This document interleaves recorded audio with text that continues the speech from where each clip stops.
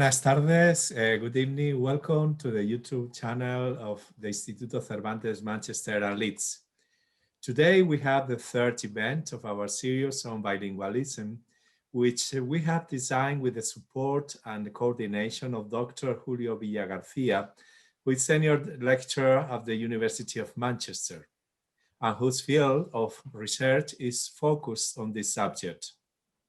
He will be introducing our guests today, Dr. Antolella Sorace, who is Professor of Developmental Linguistics at the University of Edinburgh.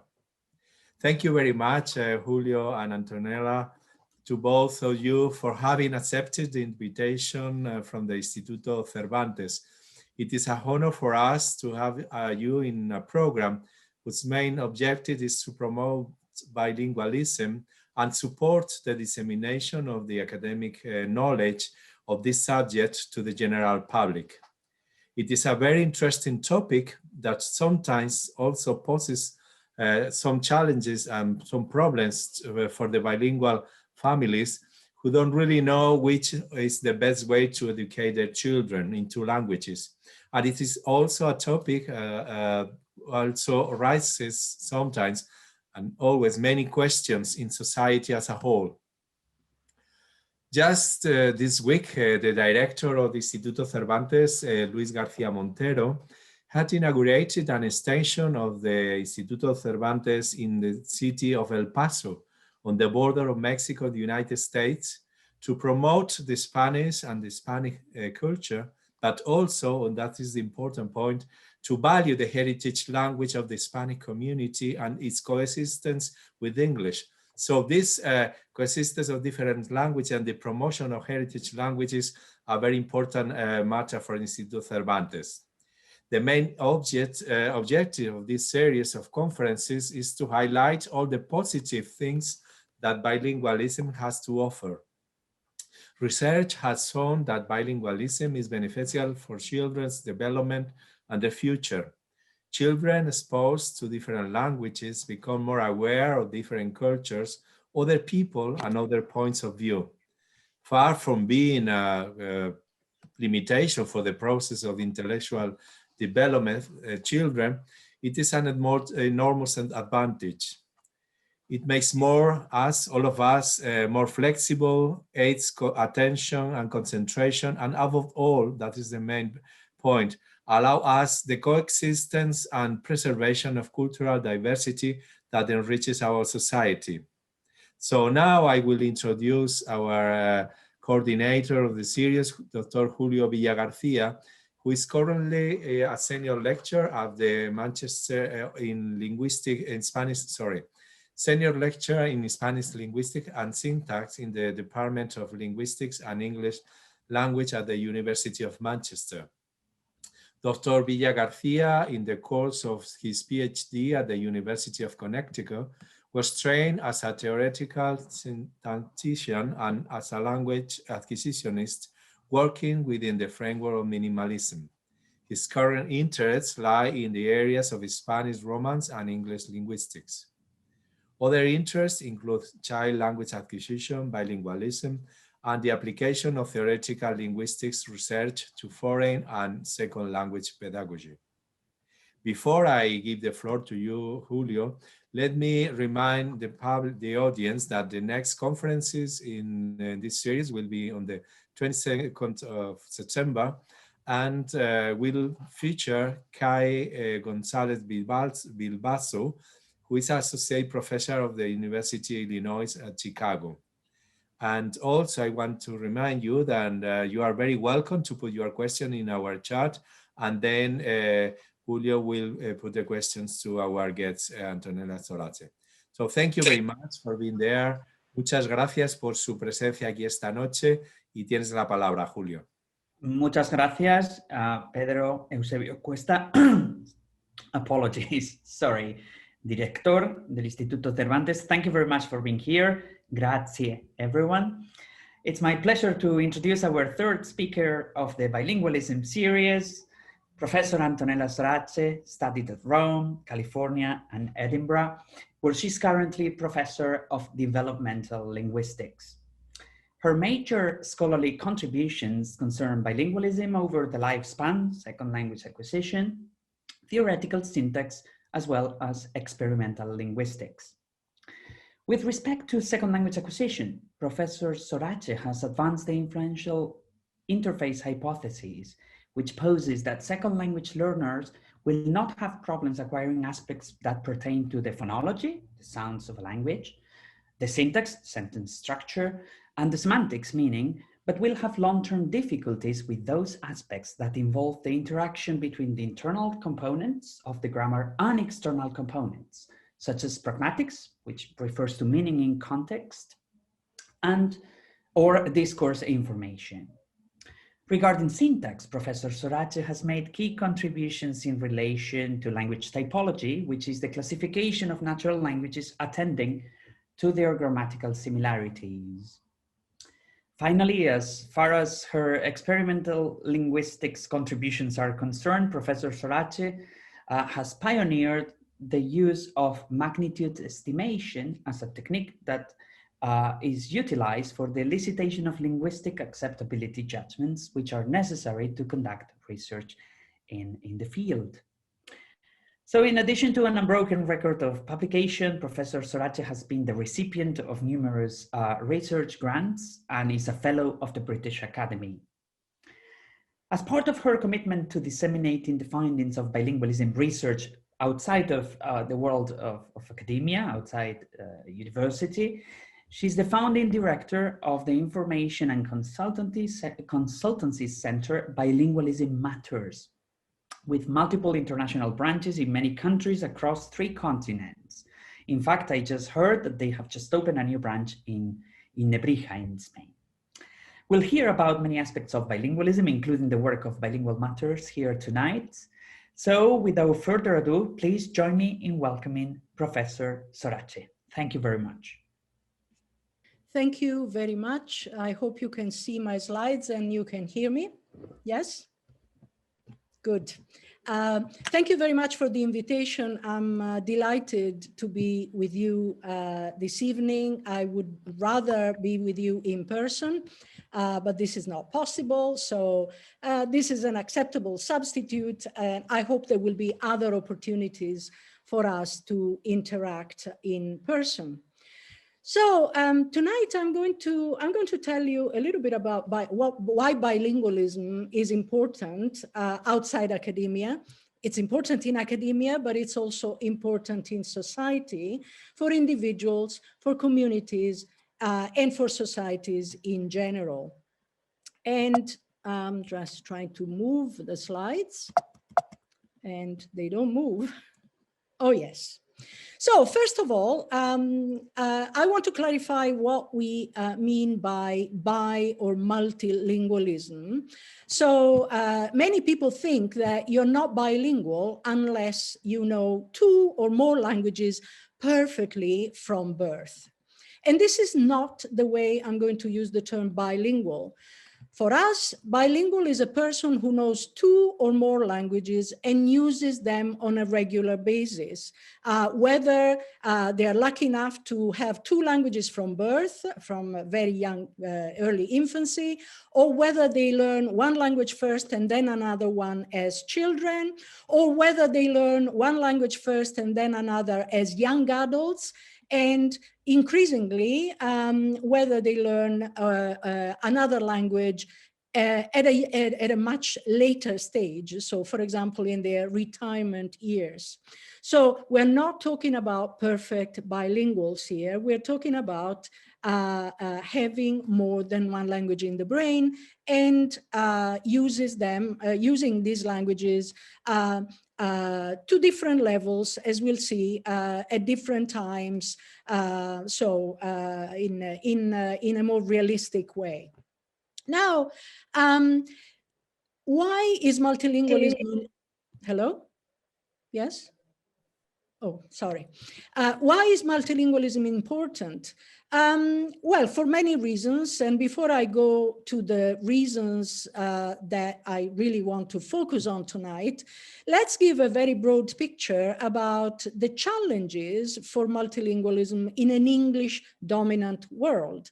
So we know, these are the countries where English is either the national language or the native language of the majority, or not an official language, but a very well-studied language. Of the 7 billion people living in the world, approximately, 1.5 billion speak English, and that's 20% of the Earth's population. About 360 million people speak English as their first language.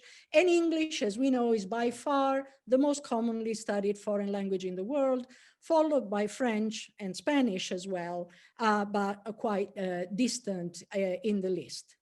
We know that in this country, we have what we can call privileged monolingualism. So this country, meaning the UK, where I am at the moment, where you are in Manchester. We know that the UK had, and notice the past tense, the worst language skills of all 28 countries in the EU when it was part of the EU. And we know, and these are not very distant calculations, it was calculated that the lack of language skills costs the UK economy about 48 billion a year. We also know that, unfortunately, Brexit has put up more language barriers, and the interest in language degrees, language learning, and so on, has been declining since the 2016 referendum. So that's a problem already for multilingualism. And then I would like to say that, from the point of view of linguistic diversity is an amazing richness in the world for many reasons. That linguistic diversity is disappearing. This is really quite telling.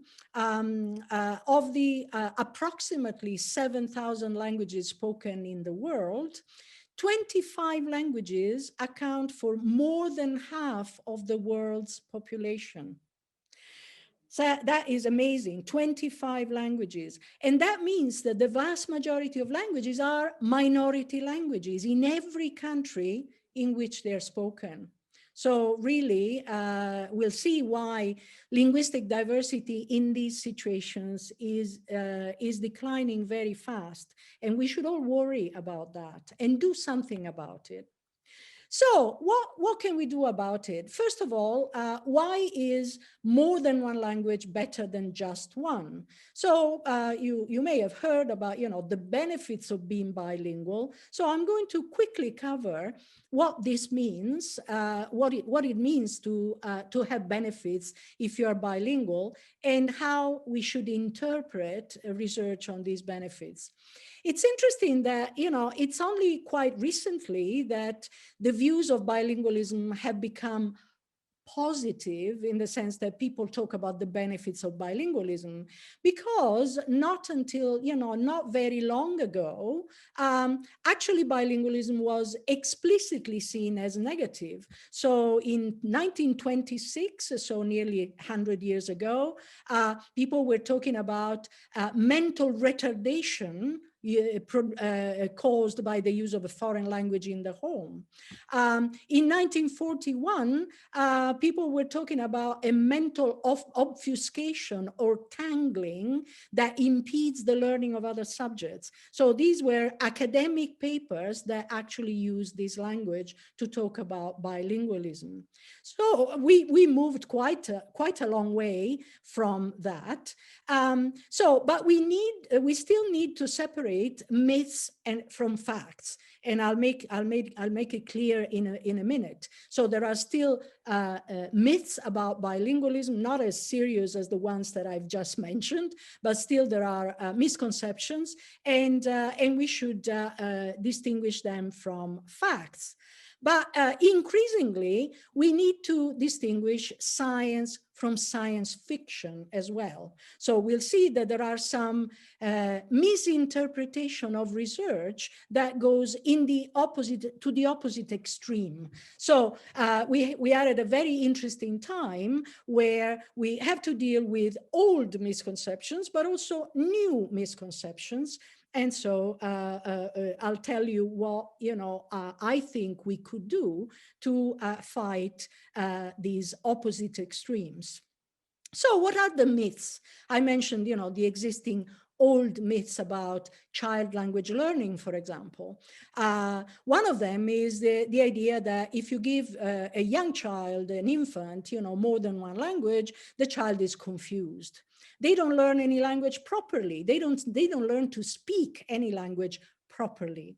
Connected to that, the idea that a bilingual child or a multilingual child may have problems at school. So if a child comes from a different language background, like in many migrant communities these days, the prediction is that that child, obviously they have to learn English or whatever the community language is, the language of schooling, but they will experience problems. And so these children are classified as needed help because they have a problem.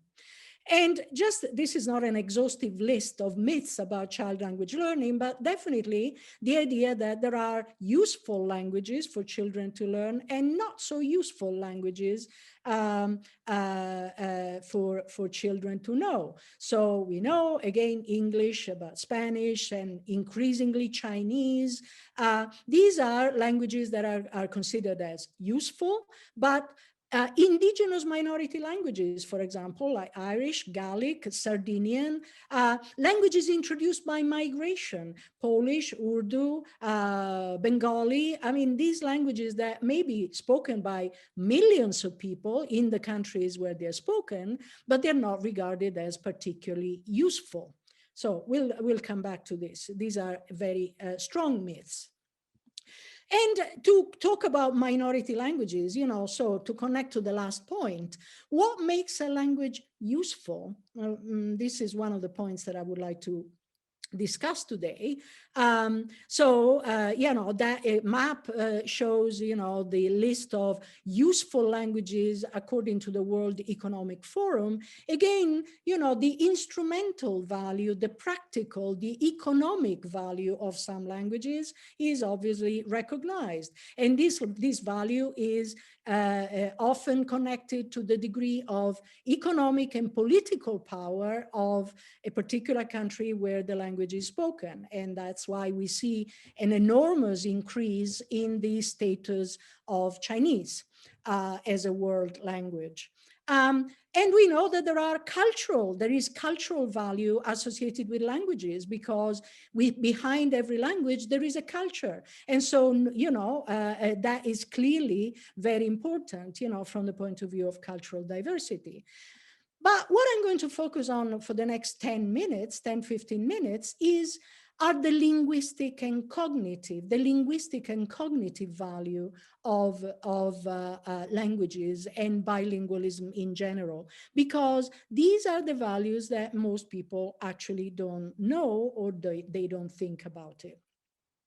Before I move to the actual benefits from a linguistic and cognitive point of view, let me say something also about adult language learning. I mentioned the myths about child language learning, but about adult language learning, well, there are still many people who think that if you're an adult, you can't really learn a language as well as when you are a child. So you need to be a child to learn a language really well. And how do you learn a language as an adult? You go to a classroom and you learn the rules of the grammar taught by a teacher, and you get corrected. So teaching and correction are often identified as the only way that adults can learn. And then, people think, of course, adults have at least one language, their native language. And so that language affects the second language, but not vice versa. What are the obvious effects of bilingualism? Well, cultural awareness, I've already mentioned, so being bilingual or multilingual often means being multicultural, and that can only be a big advantage. But less obvious effects are the fact that language learning actually changes the brain. It changes the brain at any age. So not just in children or young children, it changes the brain in adults as well.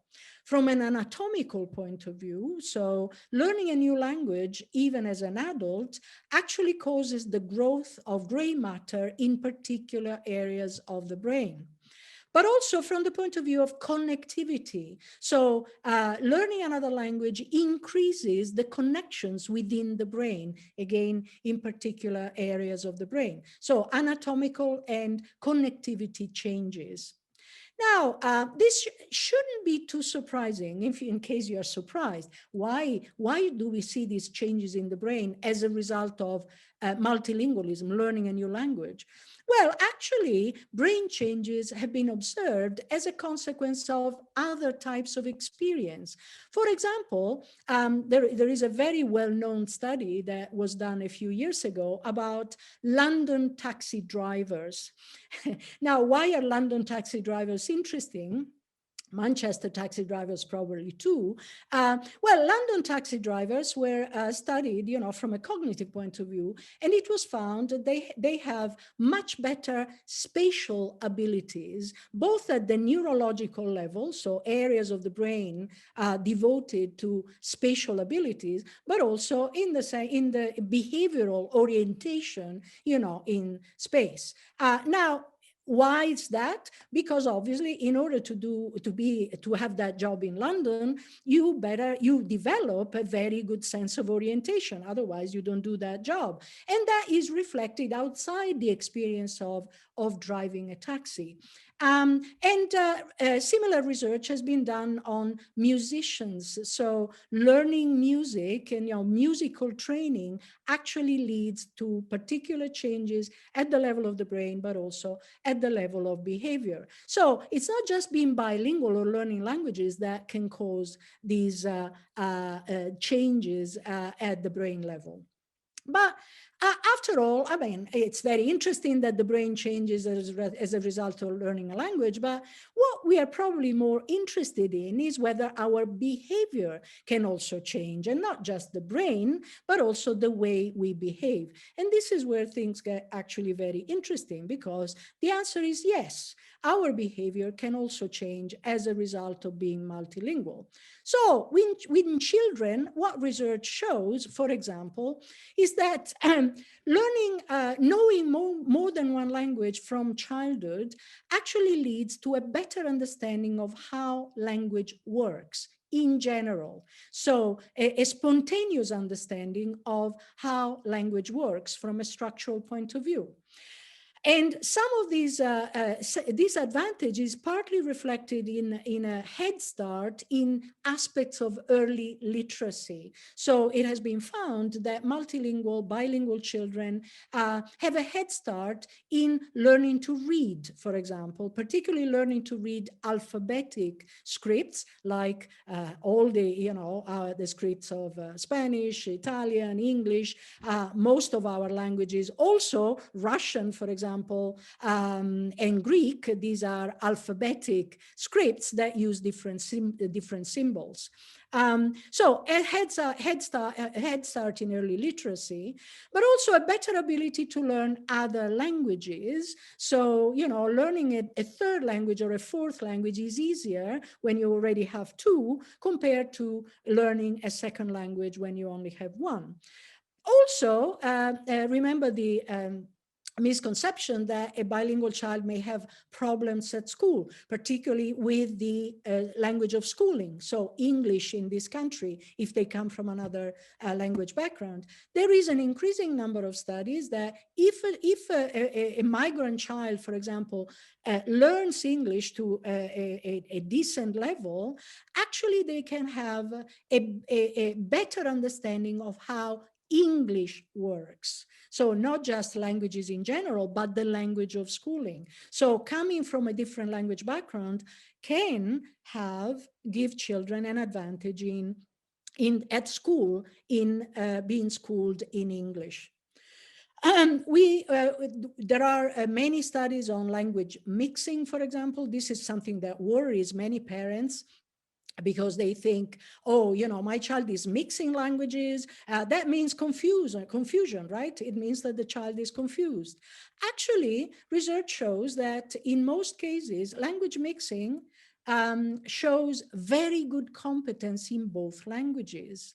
That is an example from one of my sons when he was little.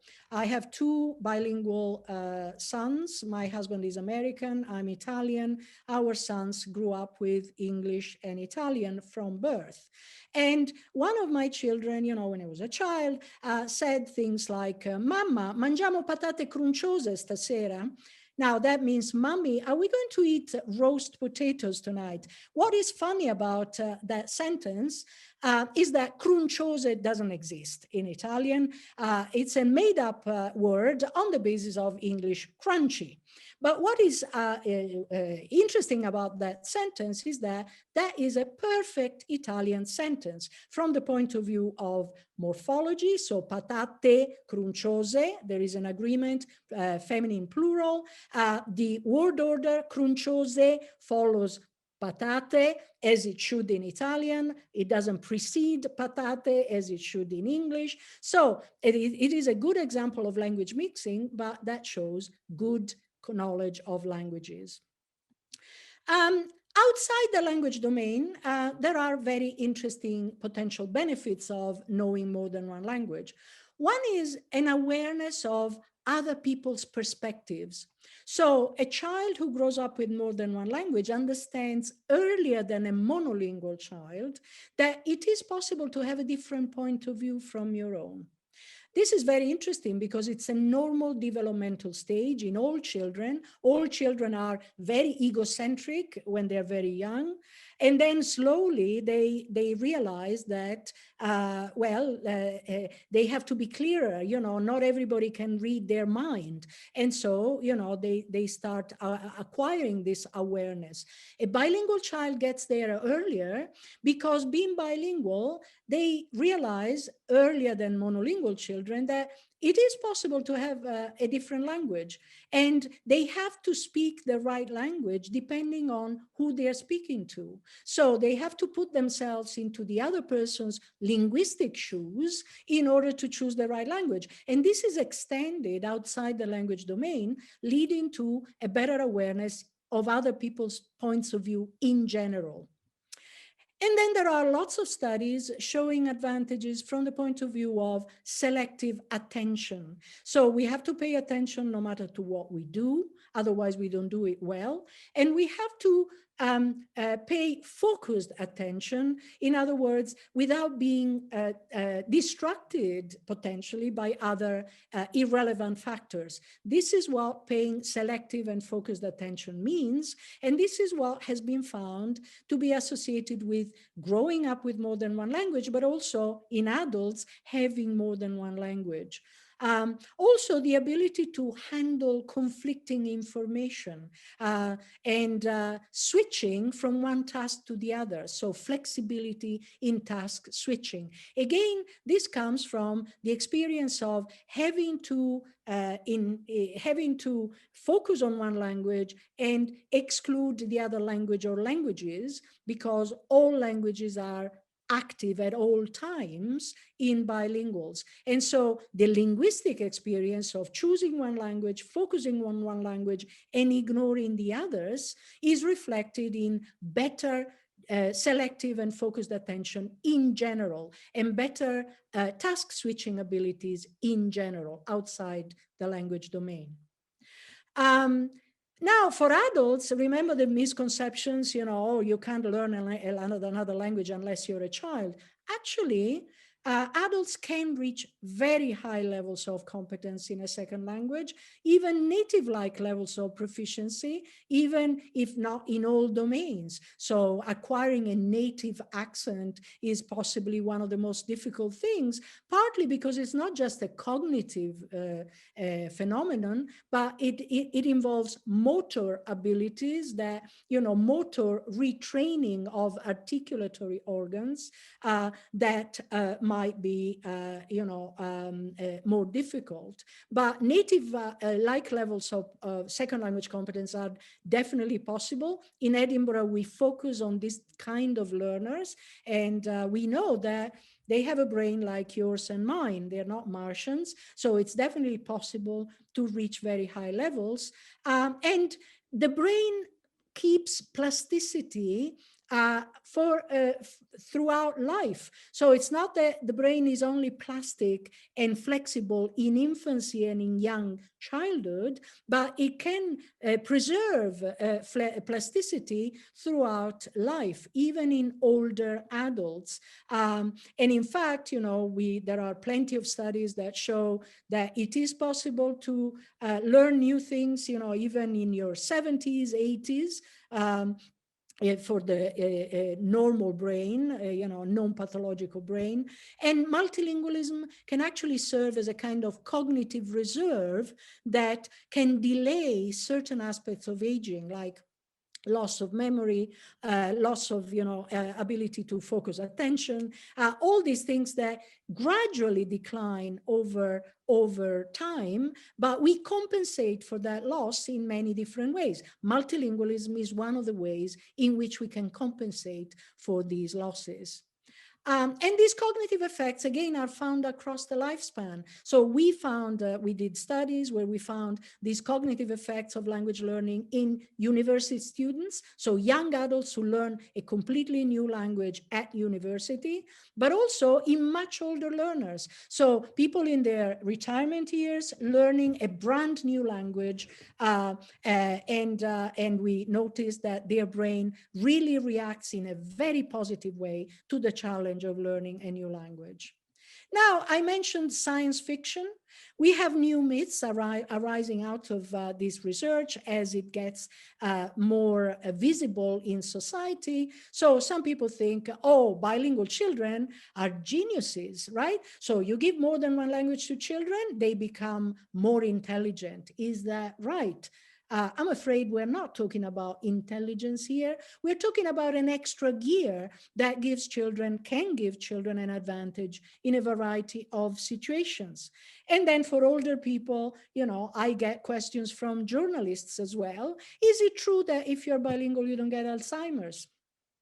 And unfortunately, I have to say, I wish it was true, but it's not true. We're not talking about preventing Alzheimer's or dementia in general. We're talking about delaying the initial symptoms of pathological conditions like Alzheimer's or dementia, and more in general, in non-pathological conditions, delaying the decline of certain abilities due to aging. But we're not talking about preventing dementia.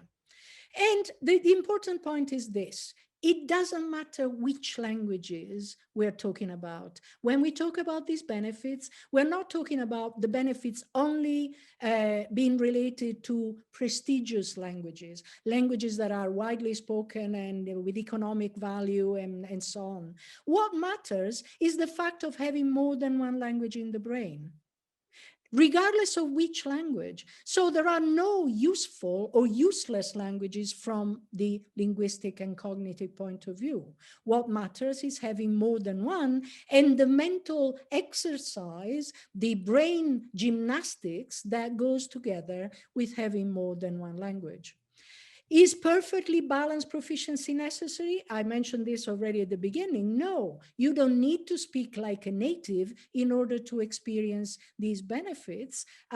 It is possible to reach, varying levels of competence. And let's remember that levels of competence can change over time if situations change, if circumstances change. And so if I go to Italy, my Italian can become temporarily dominant. dominant. If I'm in Britain, you know, my English for certain aspects is dominant over my Italian. And so we should always expect the levels of competence in different languages to vary.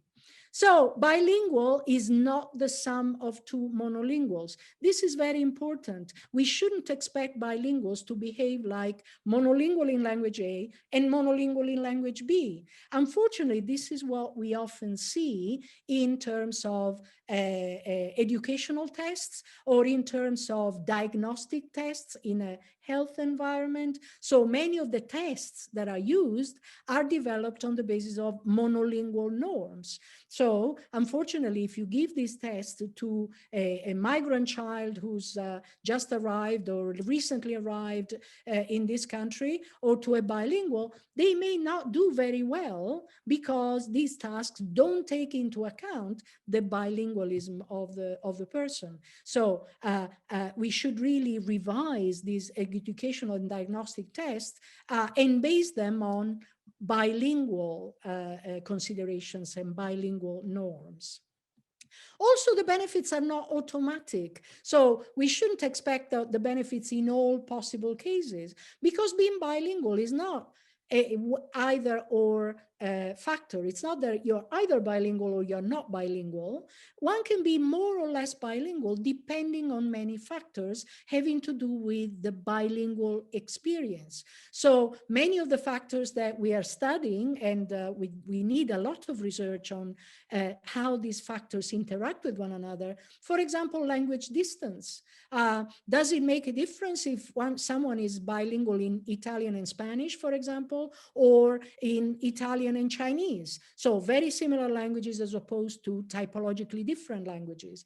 Patterns of use. Does it make a difference if I'm, I live in a bilingual community where everybody is bilingual and people switch from one language to the other all the time, or in a community where there is another language, but the languages are clearly distinct. Only one is spoken at home and the other one is spoken outside the home. So those are very different bilingual experiences.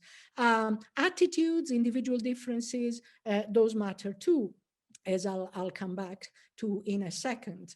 So there are important implications of research for families, for language learning and teaching in schools, for migrant children and multilingual classrooms, for regional minority languages, and for language policy. So for early bilingualism, what matters is, for example, engaging exposure and input in both languages. So many parents think, oh, I speak one language, my partner speaks another language. Of course, our child is going to be bilingual. Not of course, if the family doesn't create conditions for the child to hear both languages in engaging situations. Also, variety of speakers is important for children. So think of a monolingual child who learns only one language. That child naturally hears the language from children, adults, men, women, young people, older people, different registers, different pronunciations, and so on. A child in the minority language, a bilingual child in the minority language, may hear the language only from one person, the parent who speaks that language. And that deprives them from what we call normal variation. So that's why having even a mini community of speakers of the minority language is important, because the child learns that it is possible to speak in different ways. And that variation is important for language development. Literacy is also important. Not very many bilinguals are also biliterate.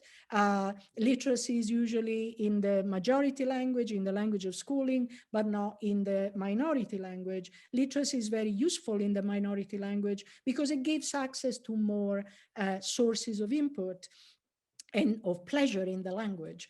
Positive attitudes, I'll come back to this, is very important in children in particular, realizing that people have positive attitudes towards their being bilingual and towards the languages they speak. Language learning at school, I mean, many people think, oh, if you're young, of course you learn a language like a sponge, right? The child's language is like a sponge. Is this the way it works? Not necessarily. We know that younger is not necessarily better. I've already mentioned this, unless there is enough input in a second language, unless children are really engaged with the language, unless the child hears the language from a variety of speakers. And that means that also another point to mention, for a child, there are no really difficult languages. All languages are learnable by young children, but children, young children don't rely on the same cognitive mechanisms as adults. So they rely, in fact, on different cognitive mechanisms as they develop. And so people should have realistic expectations about learning outcomes at different ages. And this is why this is important for language learning. We do collaborations with the Scottish government about their language learning policy, for example, which is really innovative, particularly compared to some of the policies in England. So in Scotland, they have this 1+2 approach that introduces 2 languages in primary schools. Now, we still have to distinguish between reality and dreams, because people need to know, teachers need to know, policymakers need to know that children learn differently at different ages. So a 5-year-old doesn't learn in the same way as a 10-year-old. 1 hour a week, this is the typical time allocated to a foreign language. Is that enough input? The answer is no, particularly for younger children. The younger the child, the more input they need. Teachers should be trained on the way children learn languages at different ages. This should be part of teacher training in general. Parents should be informed about their child's language learning, and they should be on board to support their child. And home languages in migrant families. Many migrant families think that maintaining the home language is an obstacle to their child's successful integration, to their child's successful learning of the community language. Actually, this is not true. We know that maintaining a home language is not only good from the point of view of family harmony and family communication. So many families actually force themselves to speak, say, English, which is a language they themselves are learning. So how can they communicate emotional contents, and subtleties, and have full communication with their children? So maintaining the home language is definitely useful for that, but it can also give children the benefits of bilingualism that we saw before. This without underestimating the challenges for many migrant families. So we have really to understand the challenges to provide and try to provide solutions for these migrant families. We have to constantly watch for a tendency to pathologize and problematize issues related to migration and second language learning. So particularly in this country, there is a tendency, as I said before, a migrant child has a problem, they seem to be, a little bit behind at school, or they seem to, have a problem learning the language. They get referred to speech and language therapists. Speech and language therapists are not necessarily trained on bilingualism, and so they think about a language impairment. Well, actually, it may not be a language impairment. It may be a normal stage of development in the language, in language learning. So I've already mentioned the monolingual and monocultural basis of diagnostic tools. So we have to do a lot of work with these health professionals to help them, to really distinguish between speech language impairments and normal stages of development. And for regional minority languages, they're all under threat. I mean, I mentioned before, in a situation where 25 languages are spoken by half the world, they are under threat because many of these languages are perceived as not being useful, by interfering with the majority language, because many of them are spoken in a situation of bilingualism with the majority language. And so people worry that, you know, one language is contaminating the other. And I want to come back to this at the end. So they're under threat because they're seen as competing with English and other desirable languages.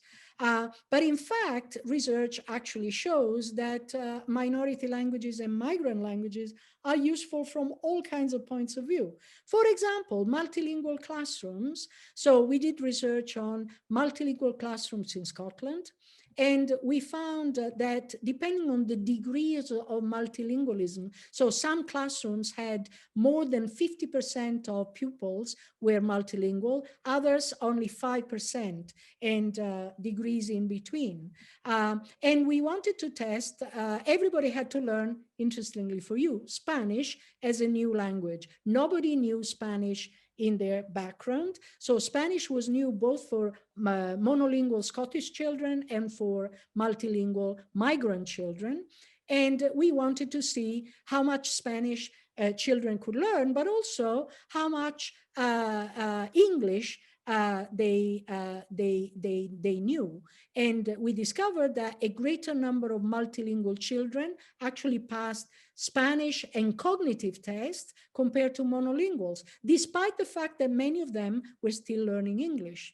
And there was an emerging trend where monolingual Scottish children in more multilingual classrooms actually performed better in cognitive tests than those in less multilingual classrooms. So that means that even passive exposure to multilingualism in classrooms can actually be a very good thing. And we know this from studies on adults. So effects of multilingual societies. We know that people living in more multilingual communities who are passively exposed to other languages can actually have changes in the brain. So there is this very interesting study on Californian Americans and Pennsylvanian Americans. So California is a much more multilingual society compared to central Pennsylvania. All these Americans said, I'm monolingual, I don't speak any other language, but they were exposed to different kinds of societies. And they all had to learn a new language, which was Finnish, very difficult language. And then they were tested in Finnish, but their brain reactions were also measured. And there were no difference between these monolinguals and the bilingual that were also tested in their learning Finnish, but their brain was a different story. So the brain of the monolinguals in California looked more like a bilingual brain than the brain of the monolinguals in Pennsylvania. And that means that exposure to multilingual societies actually might have prepared the brain better for language learning compared to a less multilingual society. So we need more research about this, very interesting.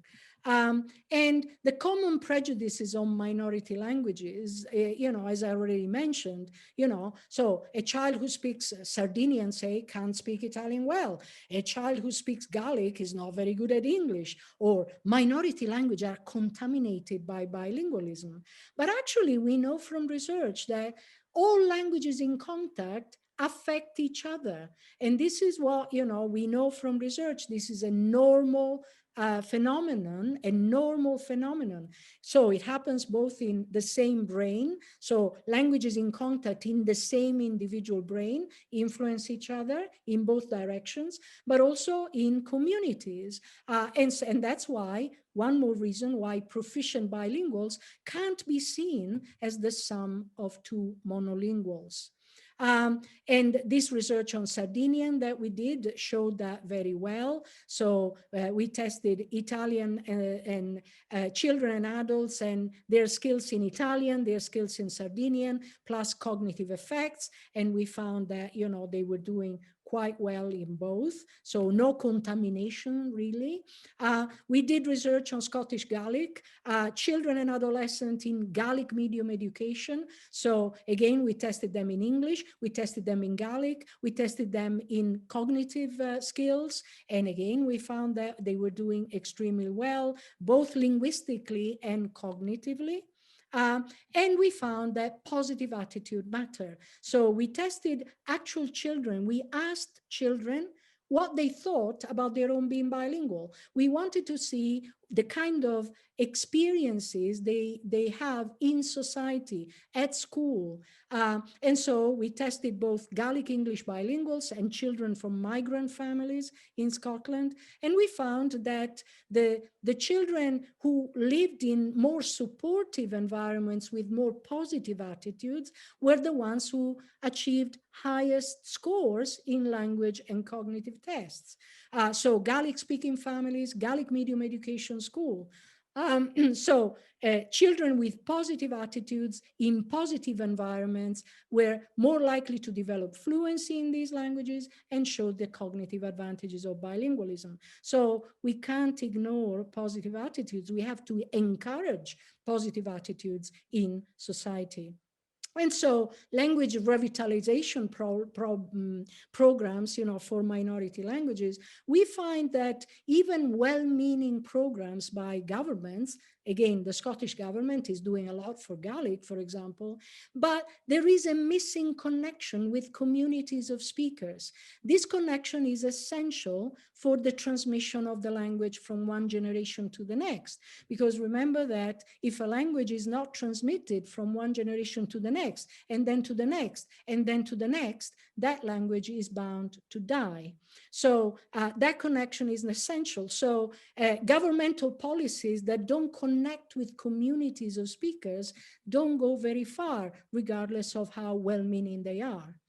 So what can be done? We have to provide enough information to parents, to learners, to teachers, to policymakers about both the benefits, the challenges, the developmental facts of multilingualism, and in such a way that they can make better decisions about their children, about their students, about their policies, about their patients.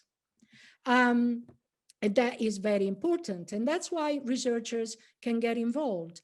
This was my idea when I started Bilingualism Matters more than 12 years ago, nearly 13.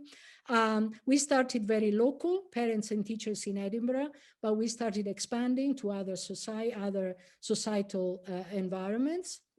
And we started working with international companies, institutions. We now work also not only with adults, but also increasingly with younger people and children. We do a lot of research commissioned by stakeholders as well. And we have a very wide network of international branches. We are at the moment also spinning out as a social enterprise that will allow us to do more actions with a wider range of stakeholders. This is our international network. We have, without counting us, 29 branches, counting us 30 branches at the moment, most in Europe, but also in North America, in the Middle East, and one in China. And I'm glad to say that the last branch I launched, it was day before yesterday at Nebrija University in Madrid. And that is the third branch in Spain after Granada and the Basque Country, Vitoria. So when we talk to the community, obviously we want to make research accessible to very different sectors of the community, people with very different levels of education, very different interests, very different motivations, very different origins, and so on. So we learn to to make research accessible in different ways. We have a wide range of partnerships and collaborations with governmental agencies, charities, NHS, European Central Bank, also private sector. We are now collaborating with UNESCO on their big document about the futures of education. I'm very glad that UNESCO actually got in touch with us because they realized that languages are now prominent in their documents and in their thinking. So now, you know, we are working together towards that aim. We are researchers, so we are funded by a variety of funding bodies, both European, North American, UK-based, and Scotland-based, and so on. But I want to say that we actually benefit a lot from this public engagement work. So it goes in both directions. We talk to the community, we make research available, but we do better research as a result. So we learn a lot from dealing with the community. We learn a lot more about the context of bilingualism, and we learn to do research better. We have a better understanding of the context.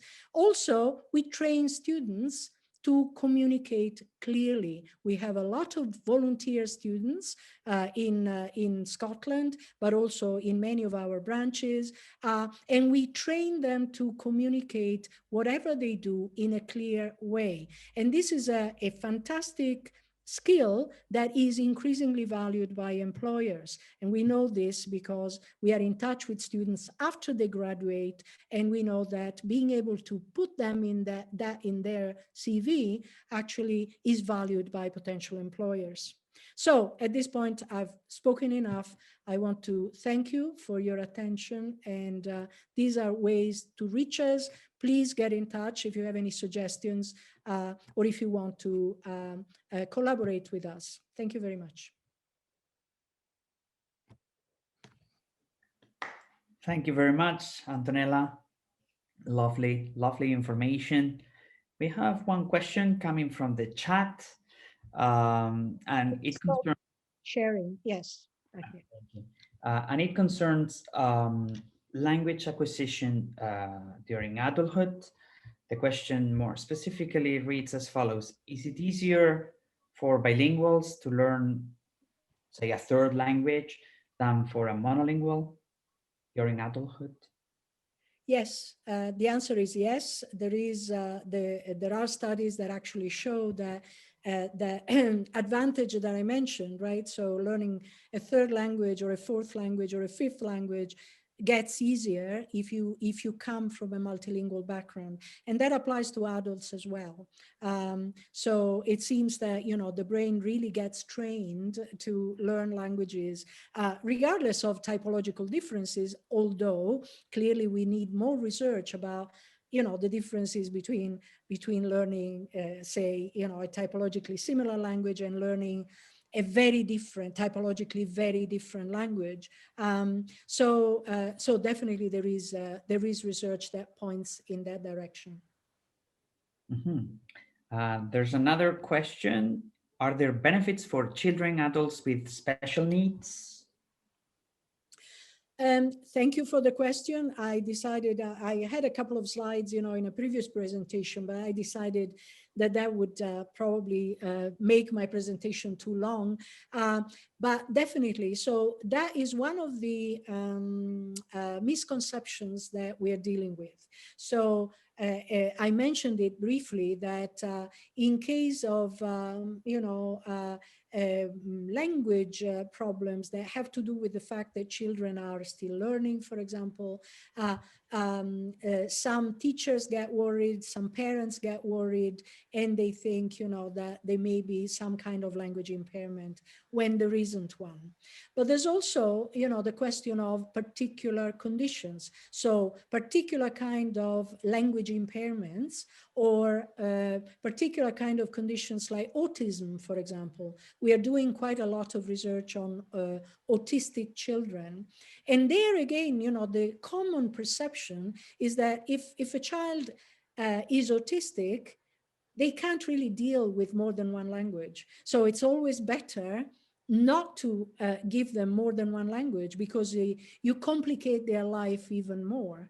Actually, there is no clear research about this. We have to bear in mind that autism is a wide spectrum, right? So it's not just one type of autism, but certainly, you know, for certain kinds of autism, not only do we not see any disadvantage given by bilingualism, but in some cases we see some advantage. So I mentioned the ability to see other people's perspectives as one of the benefits of bilingualism.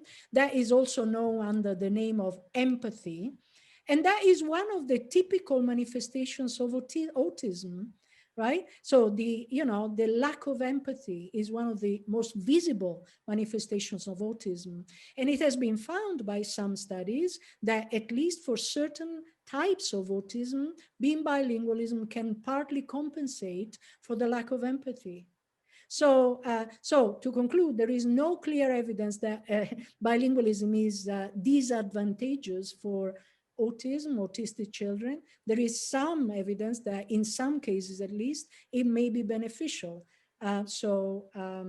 Yes, this is what we try to tell speech and language therapists as well as parents.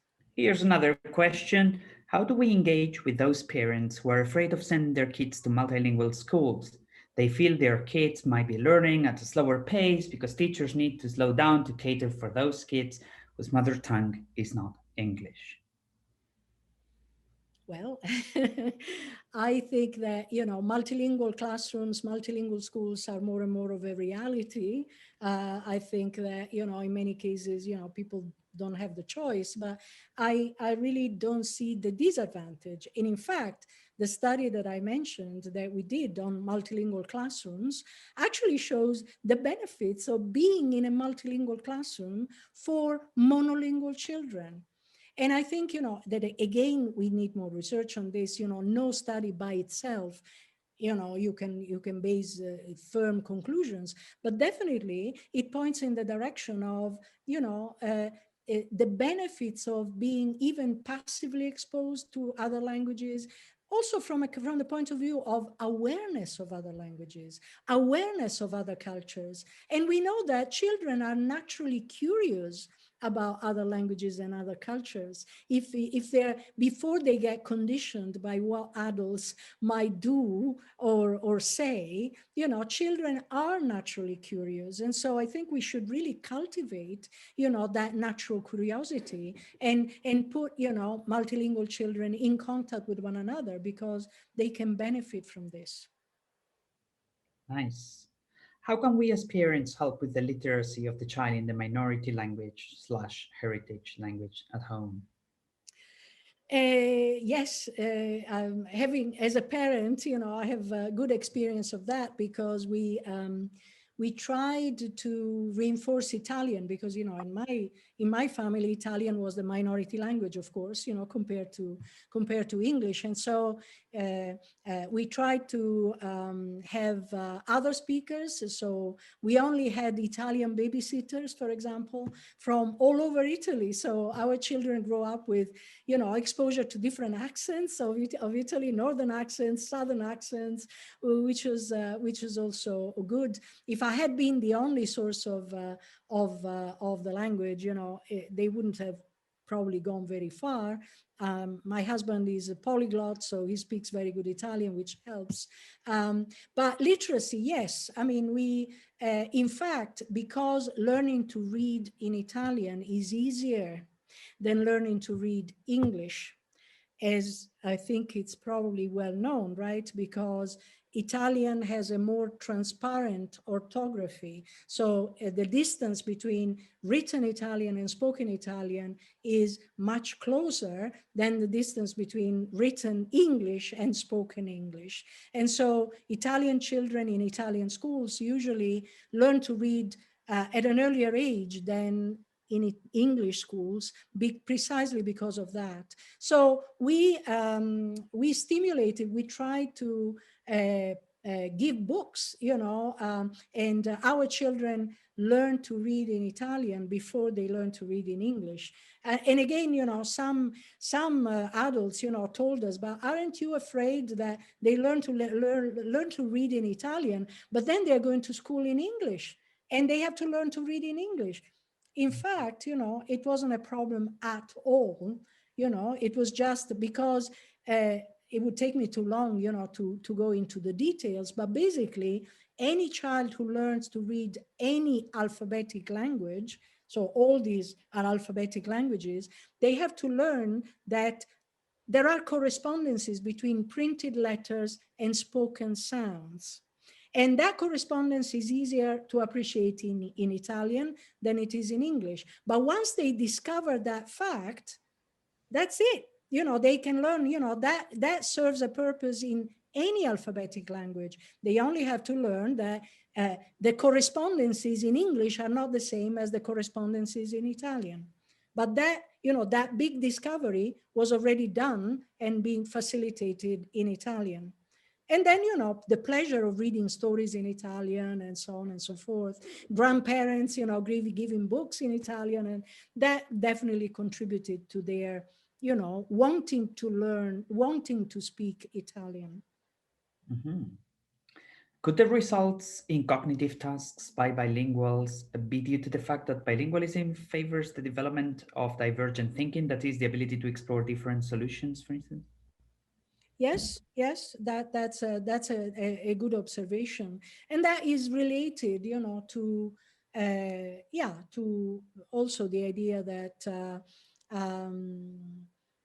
you basically, the brain of a bilingual has to, juggle the two languages, right? So, and that means, also an awareness that there is more than one way of thinking, more than one possible way of expressing things.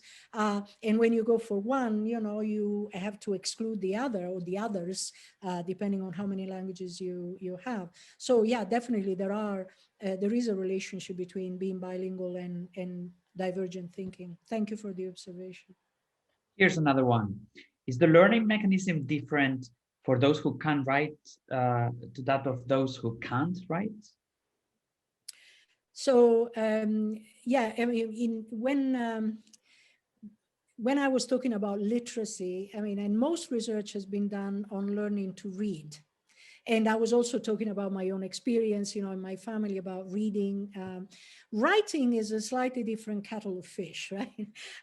Because writing is not a byproduct of reading, right? I mean, many of us can read in another language, but they're not necessarily very good writers. I myself, I mean, I learned to write well in English once I moved, to this country, and I started writing on a regular basis and so on, because, it's also the practice of writing that helps. And it's not an automatic byproduct of being able to read. So full literacy is yet another thing, right? In many cases, learning to read is easier, in both languages is easier for bilingual children to do if they have the opportunity to do so. Acquiring full literacy is a slightly different matter. And usually, full literacy is acquired in a schooling environment and so on, partly because within a family, it's partly more difficult to cultivate, both reading and writing, and the practice that both of these activities actually requires. So. Nice. Here's another one. Are simultaneous bilingual children slower to learn language than monolinguals? To learn languages, you mean each language? Probably, right? For simultaneous bilinguals. Right, so there are aspects of the language that, take a little bit longer to develop. Vocabulary is one, for example. So a bilingual child, I'm talking about bilingual from birth or a very early childhood, right? So they typically learn some words in one language and other words in another language, for example. So that means that, you know, if you look at vocabulary development within each language, they may look behind, you know, compared to monolingual children, because monolingual children learn all their language words in the same language. Typically, if you count the number of words that a bilingual child knows across languages, the number is now inferior to the number of words that a monolingual child knows, except that the words are spread across two languages. And that's why I mentioned, you know, the importance of having educational and diagnostic tests that take these factors into account.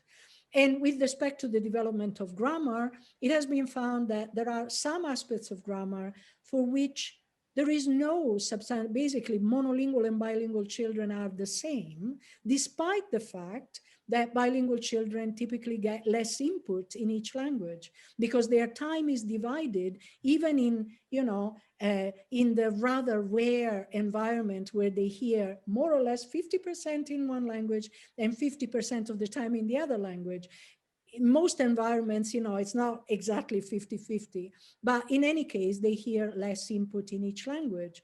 And despite this, certain aspects of grammar is not substantially delayed. Other aspects of grammar that require more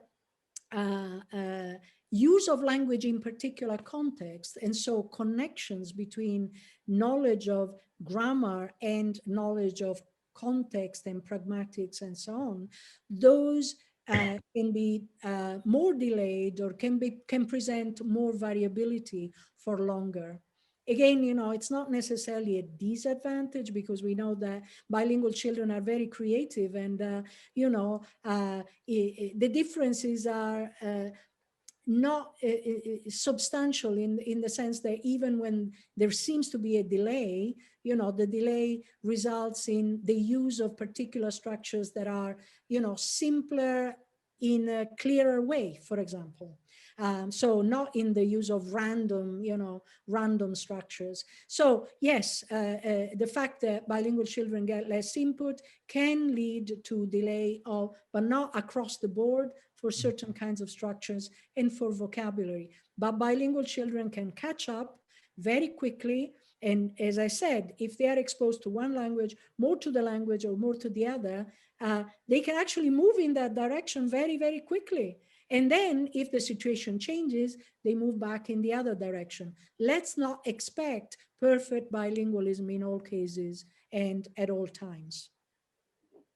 There are many questions today. The chat is burning here. One of them is whether there are cognitive benefits of bilingualism or multilingualism for children or people who have experienced traumatic events. That's a very good question. I can't think of anything off the top of my head. If you write to me, I can certainly look around, but I can't think of anything immediately that has been done in that respect. So reaction to trauma and whether bilingualism can partly help about that. The answer is I don't know. Are the speaking abilities also affected? Would a child speak Italian before English in the same way that the language affects reading abilities? Not necessarily, because that really depends on the amount of input. It's not that Italian is easier than English or spoken Italian is easier than spoken English, not at all. I mean, there are no languages that are easier, as I said, you know, more easier or more difficult for a young child. The question is always how much input, how much exposure a child gets in these languages. So regardless of the language, a child needs to hear the language enough, and again, you know, that raises the question, what does enough mean? And I'm aware of that, right? In sufficient amounts and in situations that they can find engaging. When I hear parents, you know, talking about how can I teach my language to my child, I always say, you know, you don't teach the language to your child. It's a slightly wrong word to be using. You know, you're actually engaging your child. You're speaking your child, the language to your child in a natural way, in a way that encourages the child to respond and to wanting to use the language. It's not actual teaching that we're talking about. And again, that applies to any language. There's one last question for now, last but not least. Can the knowledge of dead languages, languages which are studied but not really spoken, such as Latin or ancient Greek, play the same role? There is some research on that. I mean, as somebody who obviously studied both Latin and ancient Greek at school, in Italian schools, because I did the Liceo Classico, you know, and I studied these languages, I would like to think that they played an important role in my learning English and other languages. But the truth is that there isn't very much research on this, because the question about, you know, dead languages is that you don't get many opportunities to actually use the languages, right? Precisely because they're dead. I mean, your brain clearly engages with understanding, with translating, you know, from one of these languages, you know, to your language and so on.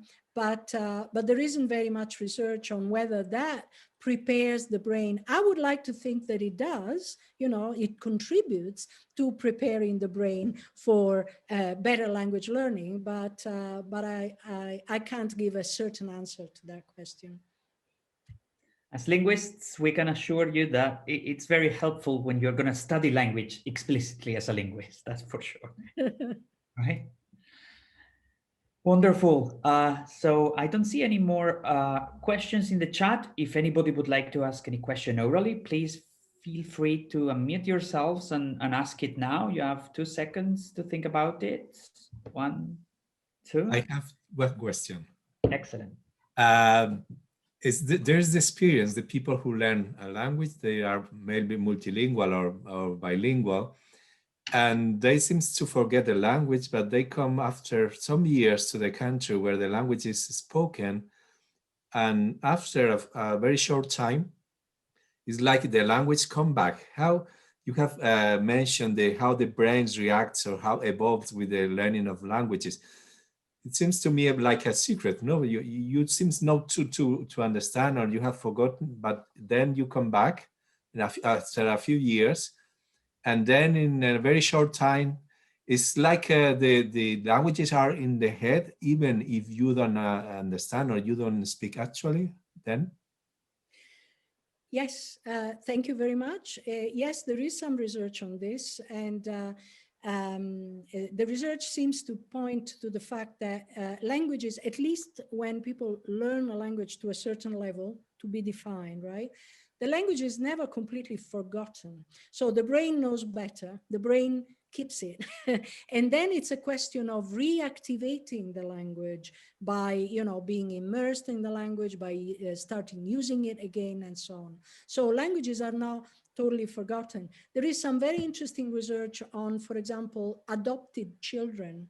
So children who learned a language and then they were adopted by families who moved to a completely different language environment. And so the children stopped speaking and hearing their original language completely, and they grew up with the other language. And then, you know, how much do these children remember anything of their language? And apparently, if they were asked, you know, can you still speak this language? Can you? And consciously, the older children or the adolescents, you know, would say, no, I don't speak a word of this language. I don't understand it. But then if they were retrained, so if they had to relearn the language, relearning was much faster than learning from scratch. which again means that their brain actually kept quite a bit of implicit knowledge of the language. And so, you know, the relearning experience was different from learning from scratch, because it wasn't learning from scratch. It was based on, you know, implicit knowledge that consciously they couldn't retrieve immediately, but was there and was reactivated. Thank you. Yeah. Great. So I don't think there are any more questions. Any So questions? thank you very much, Dr. Sorace. Thank you very much, Dr. Villagarcia. It was so informative, so much passion in the talk, and it is very clear that bilingualism matters very, very much. So thank you very much for being with us tonight. And I am sure that the audience has enjoyed a lot. We have learned a lot, and we think it's very, very important the work you do. So I am very helpful for that also. Thank you very much. Thank you to everybody. Thanks.